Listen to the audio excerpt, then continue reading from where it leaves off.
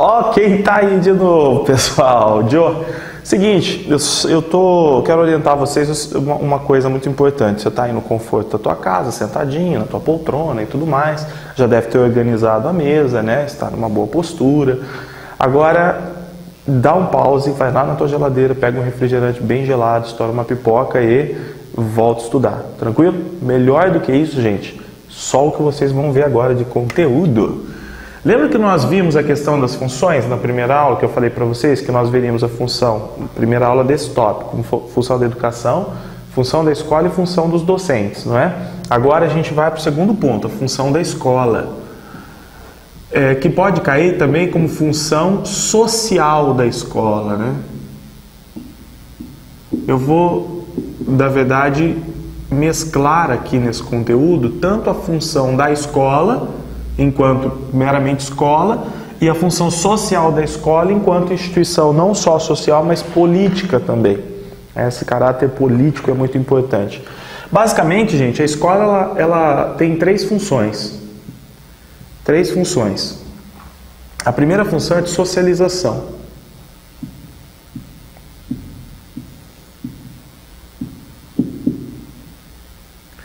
Você que já viu esse conteúdo aí na aula que foi transmitida anteriormente, vai haver mudanças, tá bom? Vai haver algumas complementações, então não deixe de continuar vendo isso aqui não. Função de socialização da escola, a gente já sabe, preparar o indivíduo para a vida em sociedade. Então isso aqui nós já estamos cansados de falar, falei várias vezes isso, né, já aqui nessas primeiras aulas. Então socialização quer dizer isso. Vem, por exemplo, da ideia de Émile Durkheim, aquele sociólogo do século XIX, positivista, que via a escola como uma estrutura, uma instituição fundamental na sociedade, porque a partir da escola os indivíduos são educados e preparados para a vida adulta. Então, a socialização quer dizer isso, preparar o indivíduo para a vida adulta, preparar o aluno para a vida adulta. Também tem uma função cultural, também já falamos bastante disso. O que seria a função cultural da escola? Ela repassar para o estudante todos aqueles símbolos, a cultura, os valores, as crenças, aquilo com o que ele não nasce, né? Como eu falei na aula passada, nós nascemos seres biológicos meramente, e conforme a gente vai aprendendo, conforme nós vamos sendo educados, nós nos tornamos seres históricos, não é? Então a função cultural é essa, ensinar crenças, cultura, língua, símbolos. Só que vejam, essas duas funções são funções essenciais, não é? São funções essenciais. Legal. Inclusive isso não é exclusividade da escola, a igreja também ensina, tem essa função de socializar e de dar subsídios culturais, a família também tem, isso não é exclusivo da escola. Mas, gente, o que acontece é que a escola, principalmente nas sociedades capitalistas, no mundo liberal, ela acaba tendo uma terceira função, que é a função seletiva, e que é muito criticada. O que é a função seletiva? É justamente a função de separar os alunos com bom rendimento dos alunos com mau rendimento. Então, nós temos aqui uma separação dos bons e maus alunos, né? Então, separação ou seleção dos estudantes em bons. Quando eu falo bons, eu vou até tirar a palavra bom, gente, porque você pode achar que eu estou falando bom do ponto de vista ético, moral. Não é essa a conotação, tá? A questão aqui não é ético-moral, é a separação ou seleção dos estudantes com bom rendimento. Aí sim a gente vem a falar da questão do mercado, né? Com bom rendimento ou sem um rendimento escolar. E por que isso é uma função seletiva? Pelo seguinte, é muito fácil. O que vai acontecer no mercado de trabalho? O que a gente ouve há muitos anos? O mercado de trabalho, qual ideia que se reproduz sobre o mercado de trabalho? Olha, só quem estudar é que vai ter um emprego futuramente. Só quem se preparar é que vai ter condições de viver melhor, que vai ter um bom salário. Então, quer dizer, aqueles alunos que vão mal na escola, eles acabam sendo taxados de pessoas que não têm um futuro próspero. E muitos alunos nesse meio do caminho acabam se desanimando. É aí que nós temos perdas e mais perdas, né? Inúmeras potências, inúmeros alunos que poderiam ser grandes potências, grandes profissionais, acabam sendo desmotivados ao longo do percurso escolar porque ele não é incentivado. A partir do momento que ele tira a nota ruim, ele já é taxado como um aluno fraco, um aluno sem rendimento. E isso, obviamente, que mina a trajetória de vida de um determinado aluno. Então, essa função seletiva é muito ruim por causa disso. Ela, por exemplo, vai totalmente contra os ideais de inclusão. A função seletiva, uma prática da escola que realça a função seletiva é justamente a elaboração de exames. Então, por exemplo, examinar o aluno com provas em vez de avaliá-lo é algo que prevalece aqui nessa função seletiva e etc. Existe uma outra função que aí não é função, pessoal. Você pode até de repente ver em alguma outra obra como função, mas para mim já não é função. Eu sigo alguns autores que também não teria essa classificação de função, mas é um ato em si da escola que leva a uma consequência negativa, que é a questão do reprodutivismo social, né? Então a escola enquanto reprodutivista. O que quer dizer isso, ser reprodutivista? Se nós olharmos para a sociedade capitalista, qual é o sentimento que nós temos com relação aos ideais de justiça? Desigualdade. Sociedade capitalista ela é desigual e injusta. Então, eu pego lá a sociedade. Sociedade desigual. Sociedade injusta. Tranquilo? E o que eu faço com esses fatores que tornam a sociedade desigual e injusta?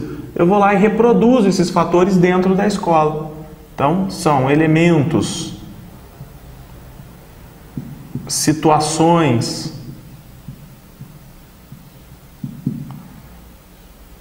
reproduzidos dentro da escola. Bem, você pode estar me perguntando agora o seguinte: Vinícius, seu infeliz, fala como? Como que isso se reproduz dentro da escola? De que forma que eu pego essa desigualdade aqui, essa injustiça e levo para dentro da escola?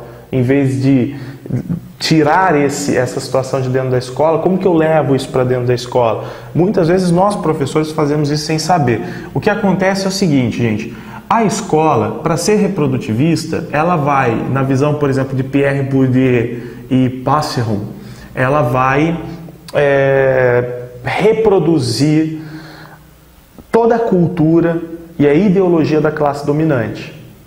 Classe dominante, classe que está no poder, dos mais ricos. Então, essa reprodução aqui, ela parte do quê? Ela parte da reprodução de conceitos, ideias, ideologias, valores da classe dominante. Então tá aqui.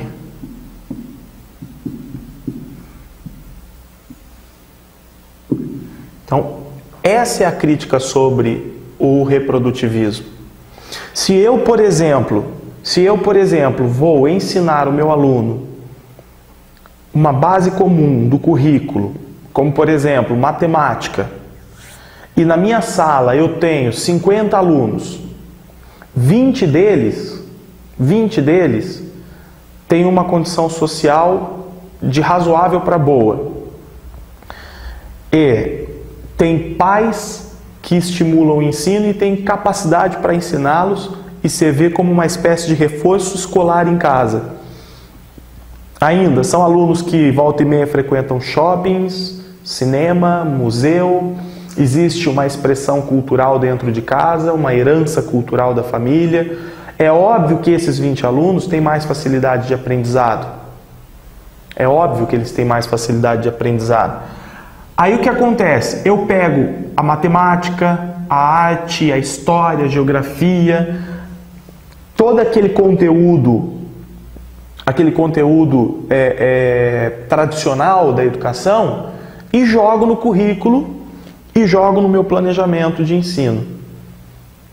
E todos os alunos, desde aquele que não tem condições direito para estar ali na escola, que tem problemas sociais, até aquele que tem vantagens sociais, eles são levados a aprender da mesma forma os mesmos conteúdos. Isso é uma espécie de reprodutivismo. Por quê? Porque quem está num grau superior vai aprender mais rápido e vai se destacar. Aí a gente relembra a função seletiva. E aqueles que têm dificuldades vão, por exemplo, reprovar de ano. Vão ficar para trás ou vão até largar da escola. E aí o que aconteceu? Lá dentro da escola houve a reprodução da desigualdade e da injustiça. Tá? Então, houve a reprodução da desigualdade e houve a reprodução da injustiça. Então, esse é o grande problema. Na aula sobre inclusão, nós vamos ver N fatores, N medidas que podem ser tomadas para nós evitarmos o reprodutivismo, não é? Que é justamente tratar todos da mesma forma. Quando eu trato todos os meus alunos da mesma forma e levo para dentro da escola a cultura dominante, os ideais dominantes, a cultura das classes mais ricas, aí obviamente que nós estamos reproduzindo a desigualdade e reproduzindo também a cultura dominante. Bem, pessoal, vamos falar mais um pouquinho da Terezinha Rios aqui, colocando uma observação. Então a professora Terezinha Rios, ela vai dizer o quê? Ela vai dizer o seguinte, coloquem aí: a escola da sociedade capitalista, tem caráter antidemocrático. Então a escola da sociedade capitalista tem caráter antidemocrático. Colocaram isso? É isso aí, gente. Caráter antidemocrático. Por que caráter antidemocrático? Então, nós colocamos aí a escola da sociedade capitalista.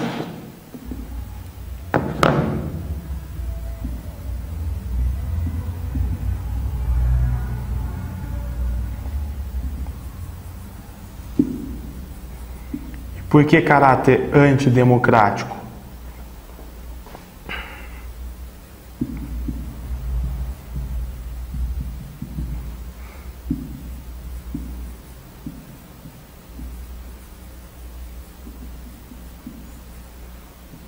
Porque ela quer formar um indivíduo, gente, que seja mão de obra, submissa, operária, disciplinada.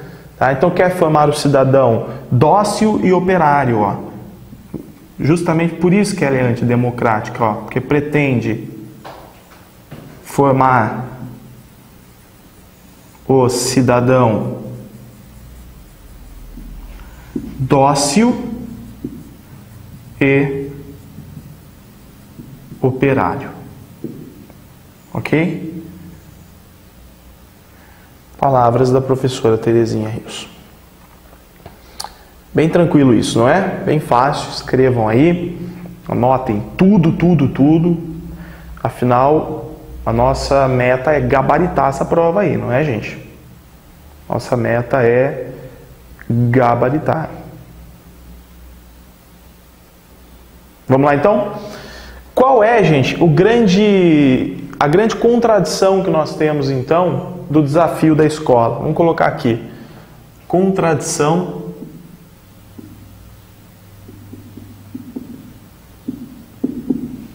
do desafio da escola.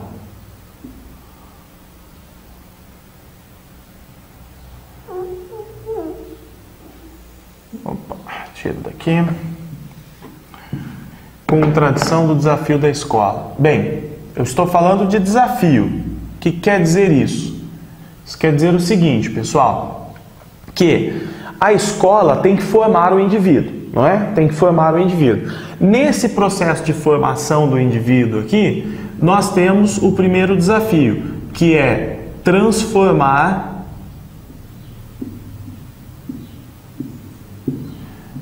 emancipar, libertar. Tá aqui, o primeiro desafio da escola, gente, é formar uma pessoa, um aluno, um educando que viva novas experiências, ou seja, que se transforme a partir da prática educativa, que se emancipe. Inclusive aqui nós podemos citar a questão da autonomia, ou seja, que tenha autonomia para a vida em sociedade e que se liberte do ponto de vista da prática social, ou seja, que ele seja livre para consumir aquilo que entender que seja necessário e importante para a sua vida, que ele não seja facilmente convencido pelas ideologias dominantes, que ele tenha liberdade para exercer a prática política, que ele tenha liberdade para ser um indivíduo que expressa a sua cultura peculiar. Então, a liberdade envolve aqui uma série de aspectos da prática social.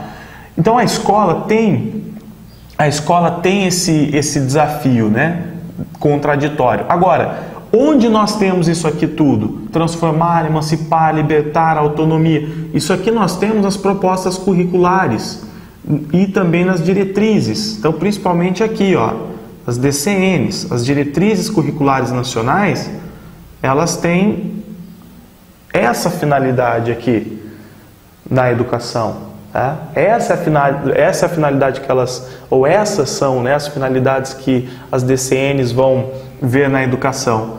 Só que a escola é uma instituição social muito vinculada também ao capitalismo, muito influenciada pelo capitalismo, então ela também tem a função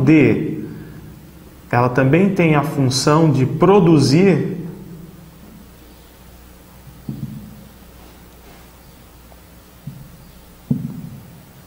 a mão de obra, o trabalhador submisso.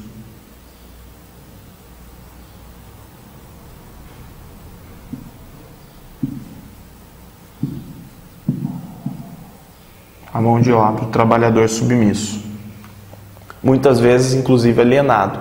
E por que isso é uma contradição, gente? Isso é uma contradição porque aqui ela segue uma teoria educacional e aqui ela segue uma reprodução da cultura dominante. Aqui ela segue a cultura dominante, aqui ela segue o capitalismo.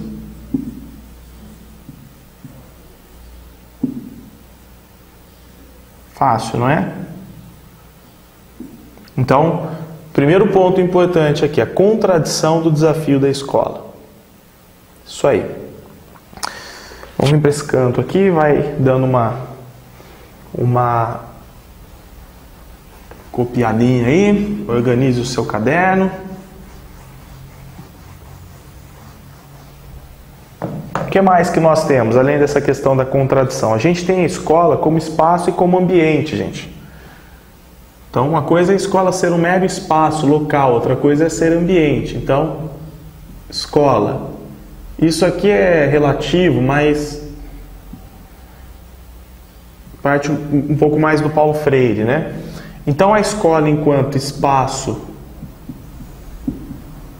enquanto local, ele é o local de aprendizagem. Então, o que eu entendo aqui, lá na minha prova? Eu entendo o seguinte, que essa escola que se considera meramente espaço e local, ela é uma escola apenas de transmissão de conteúdos. Então ela não é um lugar, por exemplo, de práticas, de vivência, de novas experiências. É um ambiente, é um espaço disciplinador.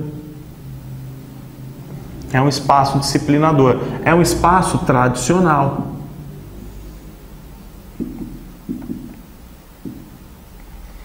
Já a escola enquanto ambiente, a formação do ambiente escolar, seja a escola como um todo e a sala de aula também, então se eu considero enquanto ambiente, então quer dizer que é um espaço de transformação do indivíduo.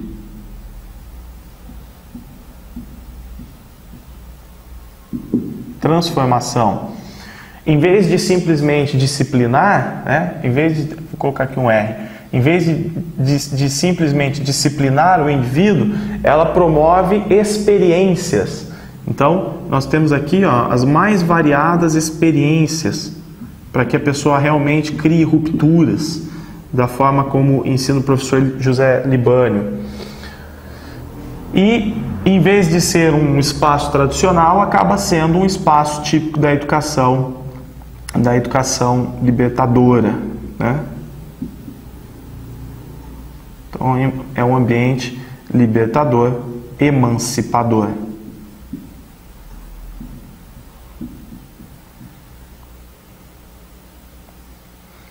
E uma coisa importante, gente, a escola, enquanto ambiente, para cumprir sua função social, o que ela vai precisar fazer?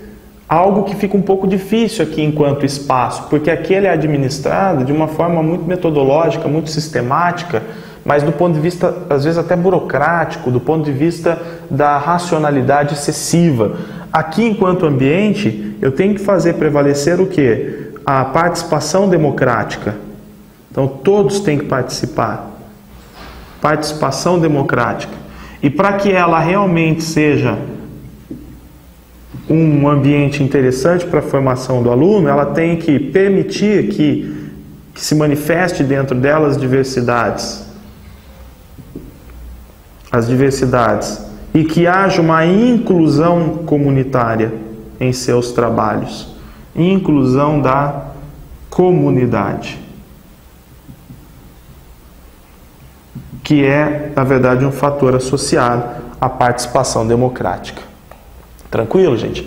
Então, a escola enquanto espaço local, a escola enquanto ambiente. Nós temos aqui justamente isso. E uma coisa importante, né? Isso aqui, ó. A escola enquanto ambiente proporciona o quê? Experiências ao meu educando.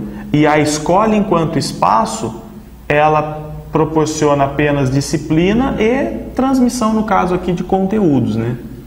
É o conteudismo. Transmissão de conteúdos. Existe uma diferença bem grande entre uma coisa e a outra coisa. Uma coisa é uma coisa, outra coisa é outra coisa. Profundo isso, né? Muito profundo. Função compensatória, gente. O que significa isso? Vamos lá. Função compensatória. Isso aí. Está lá na nossa referência. A gente tem que ler, tem que saber disso aqui. Função compensatória da escola.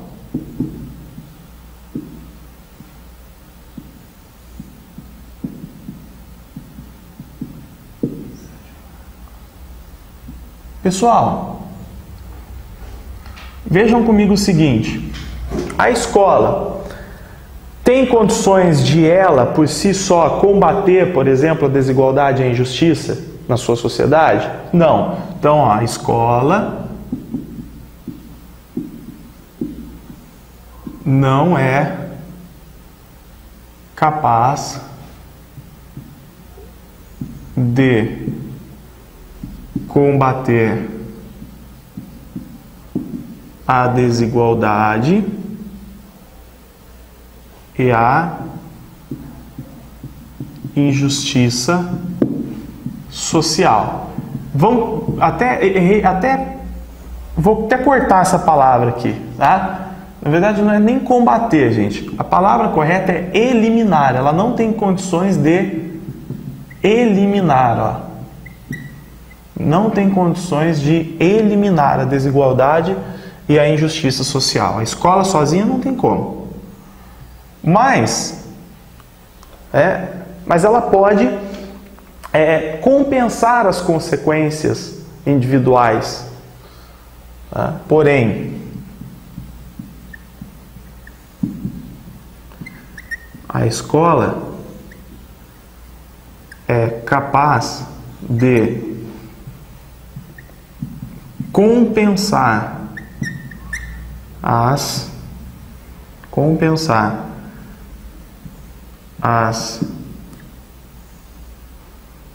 dificuldades individuais. E como que ela faz isso, gente? Ora, oferecendo uma educação de qualidade. Então, o que é necessário aqui? Oferecer uma educação de qualidade, ó, necessário.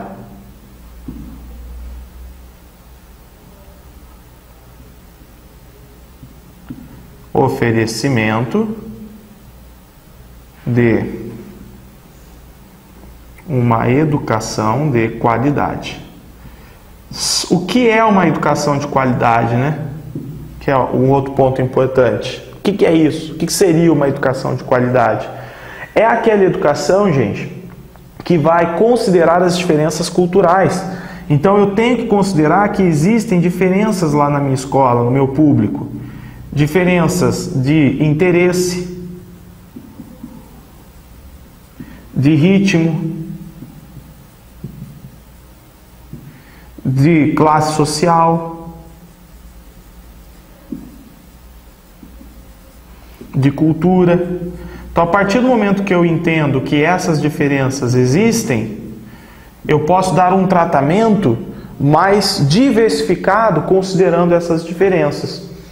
Mais diversificado considerando essas diferenças. Então, isso aqui é fundamental, gente. É a função compensatória da escola.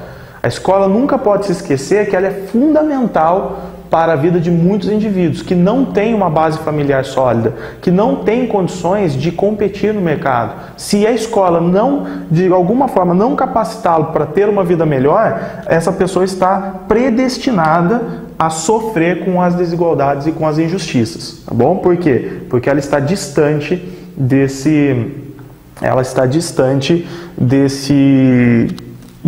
dessa possibilidade de desenvolvimento. Então a escola é importante. Gente, qual é a lógica que a escola tem que seguir então? Da homogeneidade ou da diversidade? Tem que seguir a lógica da diversidade. E por fim, nós vamos ver aqui agora, para nós terminarmos, a reconstrução do conhecimento e da experiência. Então vamos lá, reconstrução do conhecimento, reconstrução do conhecimento e da experiência.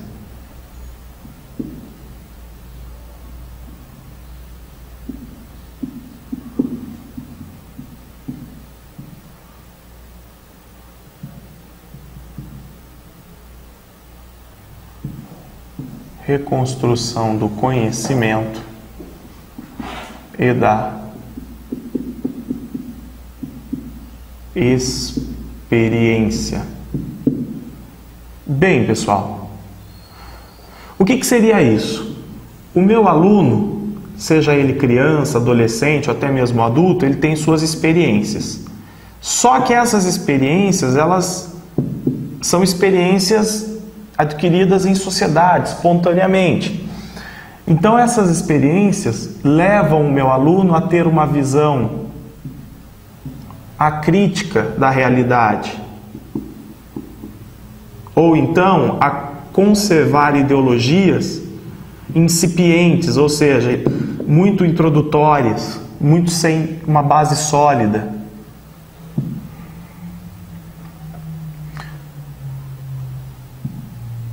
Ideologias fragmentadas. Isso aqui é o que o meu aluno tem. É a bagagem inicial que ele tem. Então, o que a escola precisa fazer? A escola precisa dar a ele não uma nova visão, mas ela precisa reestruturar essa visão. A escola precisa fazer com que o indivíduo tenha uma visão crítica da sociedade. Então é só a escola que vai ser responsável por isso. E essa ideologia que é fragmentada, ou que de repente pode ser uma falsa ideologia, ou então uma vertente equivocada, ela acaba se estruturando em prol da autonomia, da emancipação.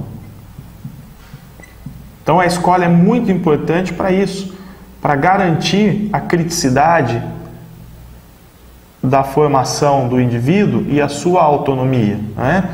Então, tá aí a criticidade e a questão da autonomia. Como que nós vamos fazer isso? Bem, aqui eu tenho que ter uma percepção muito forte aqui, o professor, inclusive, que essa experiência que o meu aluno traz, ela é influenciada hoje, inclusive, ó, colocar aqui, não só apenas pela vida social, né? Não apenas pela vida social, essas experiências são cultivadas, mas também pela mídia, pela internet. Então, o meu aluno ele está tendo acesso a uma série de conteúdos que, de certa forma, estão formando a sua mente, a sua opinião. E na escola, e a escola tem que se aproximar dessa realidade aqui, para que o aluno não se perca nesse meio e tenha uma visão fragmentada, uma ideologia fragmentada, uma visão acrítica, uma visão errada da sociedade. Então veja o papel importante de intervenção da escola. Se a escola não for interventora e não andar paralelamente a esses acontecimentos trazidos pela vida social, pela mídia e pela internet, a escola perde o aluno. Perde o aluno e o chama de indisciplinado, quando na verdade ele está desinteressado daquele molde tradicional que nós trabalhamos, justamente por estar muito influenciado por esses novos entretenimentos que ele encontra no mundo virtual e no seu mundo social. Então, qual é a grande função, né? Para reconstruir o conhecimento e a experiência do aluno, a escola tem que seguir qual função? Ela tem que cumprir qual função? De mediadora, né? Então, a escola e o professor têm que servirem como mediadores. Tem que mediar, coloquem aí, a relação entre aluno, conhecimento e sociedade. E realidade social. Tudo bem? Olha, pessoal, nós na verdade, eu falei 3, nós teremos 4 partes, tá? Esqueci de uma. Dentro dessas funções entra também o projeto político-pedagógico, tá? Que é uma função primordial da escola e a gente vai ter que ver isso aí, embora não esteja expresso no seu conteúdo. Então vão ser 4 aulas. Falta agora função social do professor e projeto político pedagógico, tudo bem? Vimos mais um conteúdo então e vamos lá, vamos gabaritar. Até mais!